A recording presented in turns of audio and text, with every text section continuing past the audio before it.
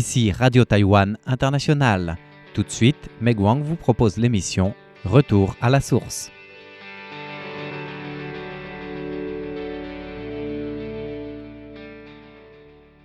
Bonjour à tous, vous êtes bien à l'écoute de RTI. Aujourd'hui, nous allons nous intéresser au travail de l'ONG, la Fondation Kuroshio, qui a rendu public récemment les données sur les observations en mer des cétacés des 20 dernières années. Et nous serons en compagnie de Lin Dongliang, directeur exécutif de la Fondation.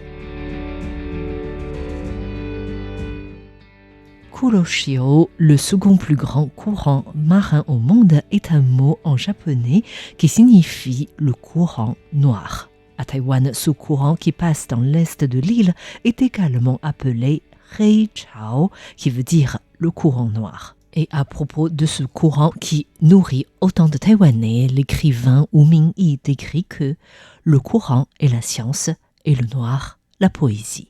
Pour lui, ce courant est à la fois plein d'esprit scientifique et riche en caractéristiques humanistes.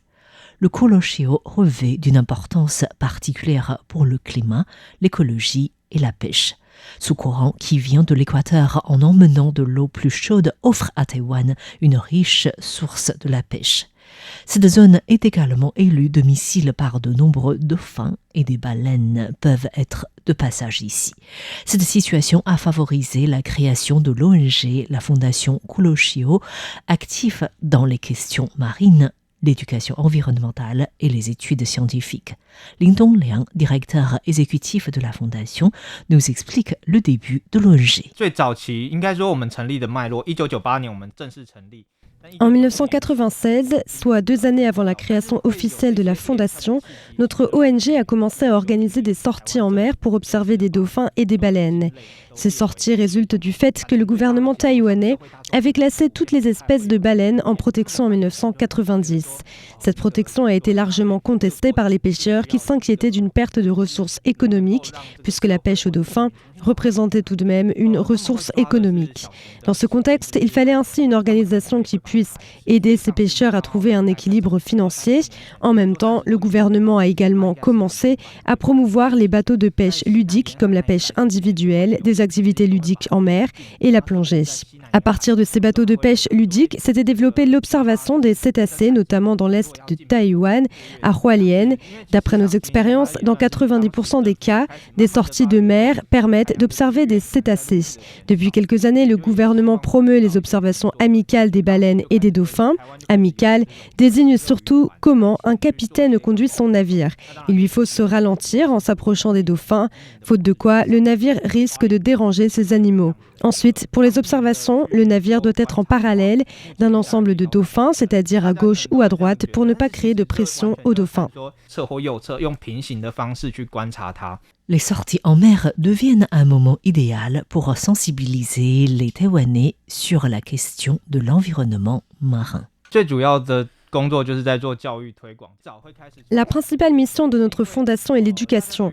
Si nous avons commencé par l'observation des baleines et des dauphins, c'est parce que pour beaucoup de Taïwanais, l'océan reste peu, voire inconnu, et ils peuvent être plus facilement attirés par l'observation de ces animaux en mer. Et leur sortie en mer représente le meilleur moment pour les sensibiliser sur l'environnement maritime. C'est la raison pour laquelle notre fondation forme des animateurs bénévoles chaque année, et cela depuis plus de 20 ans. C'est une formation assez stricte puisque nous exigeons que tous nos participants vivent sur la côte et chaque printemps pendant environ 3 mois et demi pour suivre la formation. Ce sont généralement des personnes vraiment attirées et passionnées qui proviennent des horizons différents, ce qui nous permet également d'avoir de nouvelles idées.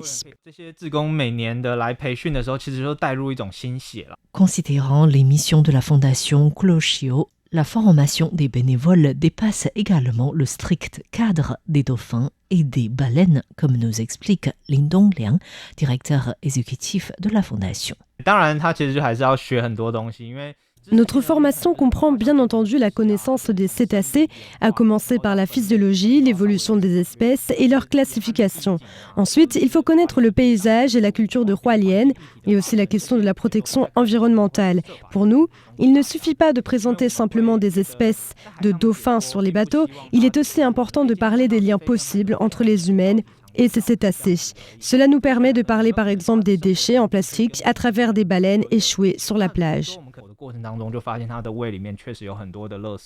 Au sujet des déchets en plastique en mer, la fondation Kuloshio est également la toute première structure de Taïwan qui a introduit sur l'île la fiche ICC dès 2005 depuis l'étranger. Cette fiche ICC permet de noter la quantité et le type de déchets lors de chaque opération de nettoyage des plages. Cette fiche utilisée par toutes les structures lors des opérations de nettoyage des plages de nos jours permet de bien connaître les déchets afin d'adopter des politiques appropriées. En plus de ces opérations visant à sensibiliser les Taïwanais à la nécessité de la protection environnementale, les bénévoles formés de cette ONG sont également une source de scientifiques citoyens. Depuis le début de notre fondation, nous collaborons avec une compagnie de bateaux pour les sorties en mer. C'est une compagnie qui partage notre vision. Les compagnies qui sont vraiment orientées dans le commerce ne sont pas forcément prêtes à travailler avec nous. Étant donné que les sorties en mer coûtent cher, notre fondation effectue également la collecte de données à chaque sortie. Nous notons les espèces d'animaux rencontrés, leur nombre, leur comportement, s'il existe des mamans accompagnées des petits. Au fil du temps, nous avons constitué une base de données avec plus de 10 000 données.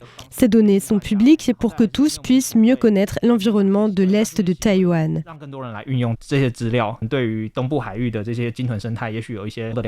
La fondation Kuloshio a partagé ces données en novembre dernier. Il s'agit de la plus grande base de données d'observation de cétacés à Taïwan, comprenant des enregistrements d'observation de cétacés tout au long de l'année et des recherches sur la répartition spatio-temporelle de ces dauphins et des baleines dans les eaux de Hualien. Elle contient non seulement une grande quantité de données, mais couvre également une longue période de temps.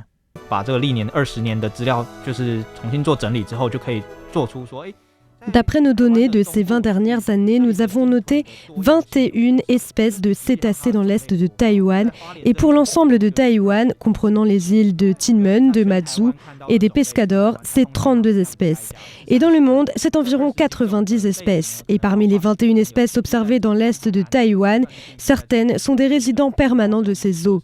Il y en a comme des baleines à bosse, qui sont de passage dans l'est de Taïwan lors de leur trajet de migration au printemps. Il y a des espèces de baleines comme des cachalots qui passent dans l'est de Taïwan en suivant le courant ou en cherchant leur nourriture. Pour l'instant, nous n'avons pas encore défini les zones exactes où ces cétacés peuvent être observés. Nous aimerions déterminer les relations entre les zones et ces animaux, comme par exemple des zones plus en sécurité pour se reposer, des zones pour se nourrir. Ces données nous permettent de mieux protéger les cétacés.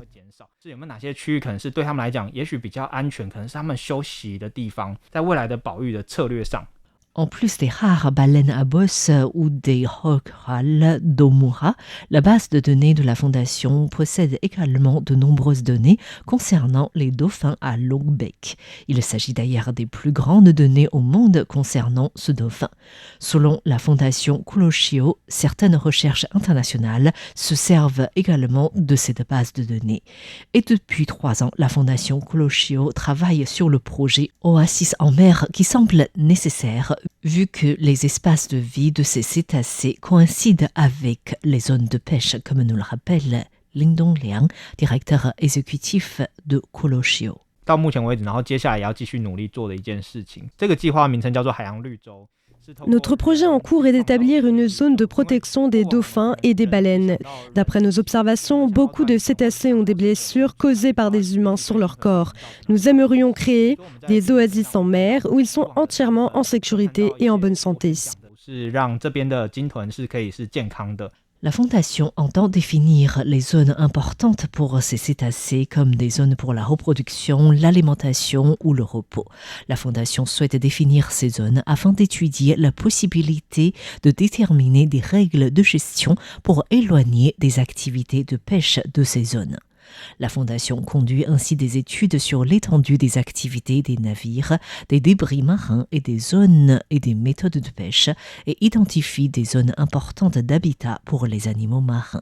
La Fondation prévoit de demander une certification auprès de l'Union internationale pour la conservation de la nature. Pour la Fondation, cette certification internationale dans l'est de Taïwan permettra et facilitera le travail de la protection des cétacés dans cette zone.